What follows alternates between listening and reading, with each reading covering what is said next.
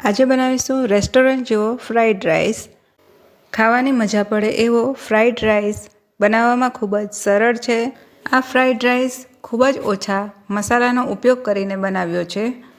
Video સારો લાગે તો વિડીયોને લાઈક કરવાનું અને મારી ચેનલને સબસ્ક્રાઈબ કરવાનું ના ભૂલશો। તો ચાલો રેસીપી શરૂ કરીએ। રેસ્ટોરન્ટ જેવા ફ્રાઈડ રાઈસ બનાવવા માટે અહીં મેં 2 વાડકી જેટલા બાસમતી ચોખા લીધા છે। ચોખામાં પાણી ઉમેરીને એને સારી રીતે ધોઈ લેવાના છે। ચોખાને 2 થી 3 વાર પાણીથી સારી રીતે ધોઈ લીધા છે। હવે ચોખાને આપણે બાફી લેવાના છે। તો એના માટે એક તપેલામાં મેં પાણીને ગરમ કરવા મૂકી દીધું હતું। પાણી હવે ગરમ થઈ ગયું છે તો એમાં 1 ચમચી જેટલું મીઠું ઉમેરવાનું છે। મીઠું ઉમેર્યા પછી હવે એમાં આપણે ચોખા ઉમેરી દેવાના છે। ચોખાને આ રીતે હલાવી લેવાનું છે એટલે તળિયે બેસી નહીં જાય।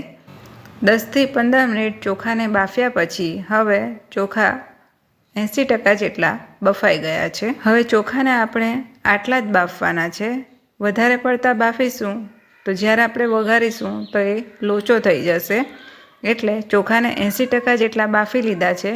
હવે એમાંથી આપણે પાણીને ગાળી લેવાનું છે। ચોખામાંથી પાણી નિતાર્યા પછી હવે ચોખાને થાળીમાં આ રીતે પાથરી દેવાના છે। આ રીતે થાળીમાં પાથરવાથી ચોખા જલ્દી ઠંડા થઈ જશે અને ઓવરકુક નહીં થાય। હવે ફ્રાઈડ રાઈસ માટેનો મસાલો તૈયાર કરી લઈશું। હવે ચોપરમાં 2 મીડિયમ સાઇઝના ઓછા તીખા મરચાં લીધા છે। સાથે 1 થી 1.5 ઇંચ જેટલો આદુનો ટુકડો અને 10 થી 15 લસણની કળીઓ લીધી છે। હવે આદુ મરચાં અને લસણને ચોપરમાં આવી રીતે અધકચરું ક્રશ કરી લેવાનું છે, ચોપ કરી લેવાનું છે। અહીં આપણે ઓછા મસાલાનો ઉપયોગ કરીને જ ફ્રાઈડ રાઈસ બનાવવાના છે એટલે એમાં આદુ અને લસણનું પ્રમાણ આગળ પડતું રાખવાનું છે।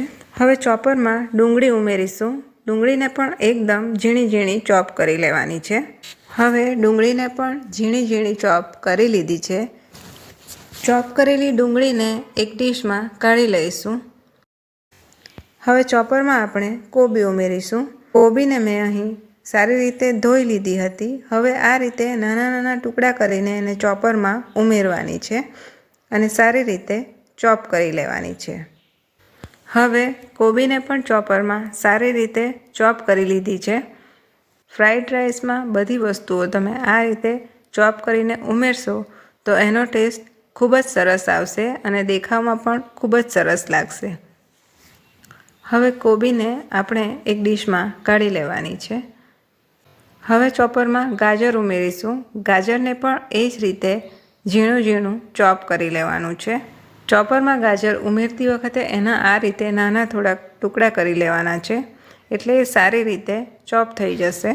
ગાજરને પણ હવે ઝીણું ઝીણું ચોપ કરી લીધું છે। બધા વેજીટેબલ્સને આપણે ચોપ કરી લીધા છે। અહીં રાંધેલા ભાત પણ એકદમ છૂટા થઈ ગયા છે। તો હવે આપણે ફ્રાઈડ રાઈસ બનાવીશું। ફ્રાઈડ રાઈસ બનાવવા માટે અહીં કઢાઈમાં 3 થી 4 ચમચી જેટલું તેલ ઉમેર્યું છે। તેલ હવે થોડું ગરમ થાય એટલે એમાં આપણે ચોપ કરેલા આદુ મરચાં અને લસણ ઉમેરી દઈશું। હવે આદુ મરચાં અને લસણની પેસ્ટને થોડી સાંતળી લેવાની છે। આદુ મરચાં અને લસણનો કાચો ફ્લેવર જતો રહે ત્યાં સુધી એને સાંતળવાનું છે। અહીં આપણે ખૂબ જ ઓછા મસાલા યુઝ કરવાના છે એટલા માટે આદુ મરચાં અને લસણ થોડા આગળ પડતા રાખ્યા છે। આદુ મરચાં અને લસણ સારી રીતે સંતળાઈ ગયા છે તો એમાં હવે આપણે ડુંગળી ઉમેરી દઈશું। ડુંગળીને બી થોડી સાંતળી લેવાની છે। સાંતળતી વખતે ગેસની ફ્લેમને મીડિયમ ટુ ફાસ્ટ રાખવાની છે। ડુંગળી થોડી સંતળાઈ જાય એટલે એમાં થોડા મોટા કટ કરેલા કેપ્સિકમ ઉમેરી દઈશું। કેપ્સિકમને પણ તમે ચોપરમાં ચોપ કરી શકો છો। અહીં મેં આ રીતે મોટા રાખ્યા છે। કેપ્સિકમની સાથે સાથે કોબીજ પણ ઉમેરી દેવાની છે અને એને પણ થોડું સાંતળી લેવાનું છે। કોબીજ સાંતળી લીધા પછી હવે એમાં આપણે ગાજર ઉમેરી દેવાના છે। હવે બધા શાકભાજીને મીડિયમ ટુ હાઈ ફ્લેમ પર સારી રીતે સાંતળી લીધા છે। હવે એમાં આપણે સ્વાદ પ્રમાણે મીઠું ઉમેરીશું। મીઠું ઉમેરતી વખતે ધ્યાન રાખવાનું છે આપણે આગળ સોયા સોસ પણ ઉમેરવાના છે એટલે મીઠું ખાલી શાકભાજીના માપનું જ ઉમેરવાનું છે। હવે એમાં 1 ચમચી જેટલો મરી પાવડર ઉમેરવાનો છે। હવે મીઠું અને મરીને શાકભાજીમાં સારી રીતે મિક્સ કરી લેવાનું છે. સારી રીતે મિક્સ થઈ ગયું છે. હવે એમાં આપણે 2 ચમચી જેટલો સોયા સોસ ઉમેરવાનો છે. સોયા સોસ 2 ચમચી જેટલો જ ઉમેરવાનો છે. વધુ પડતો ઉમેરશો તો કલર ડાર્ક થઈ જશે અને સ્વાદમાં થોડી ખારાશ પણ લાગશે. સોયા સોસને બધા વેજીટેબલ્સ સાથે સારી રીતે મિક્સ કરી લીધું છે. હવે એમાં આપણે રાંધેલા ભાત ઉમેરવાના છે.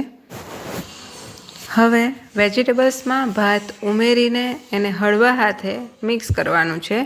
હળવા હાથે મિક્સ કરવાથી ચોખાના દાણા તૂટશે નહીં. હવે ભાતને વેજીટેબલ્સ સાથે સારી રીતે મિક્સ કરી લીધા છે. હવે ઉપરથી આપણે લીલી ડુંગળીના પાન ઉમેરવાના છે. પાનને આપણે છેલ્લે જ ઉમેરવાના છે. હવે લીલી ડુંગળીના પાનને પણ સારી રીતે મિક્સ કરી લેવાનું છે. મિક્સ કરતી વખતે એકદમ હળવા હાથે મિક્સ કરવાનું છે, તેથી ચોખાના દાણા તૂટી ન જાય. હવે બધું બરાબર મિક્સ કરી લીધા પછી ઉપરથી અડધા લીંબુનો રસ ઉમેરવાનો છે. લીંબુનો રસ ઉમેર્યા પછી એને હળવા હાથે ફરીથી મિક્સ કરી લેવાનું છે. રેસ્ટોરન્ટ જેવો વેજ ફ્રાઈડ રાઈસ બનાવીને તૈયાર કરી લીધો છે. હવે એને આપણે સર્વ કરીશું. ફ્રાઈડ રાઈસમાં ભાતના દાણા એકદમ છૂટા બન્યા છે. તમે પણ આ રીતે એકવાર વેજ ફ્રાઈડ રાઈસ બનાવીને જરૂરથી ટ્રાય કરજો. વિડીયો પસંદ આવ્યો હોય તો વિડીયોને લાઈક કરો અને રેસીપી પસંદ આવી હોય તો ચેનલને સબસ્ક્રાઈબ કરો. ફરી મળીશું નવા વિડીયો અને નવી રેસીપી સાથે. ત્યાં સુધી આપ સ્વસ્થ રહો અને મસ્ત રહો.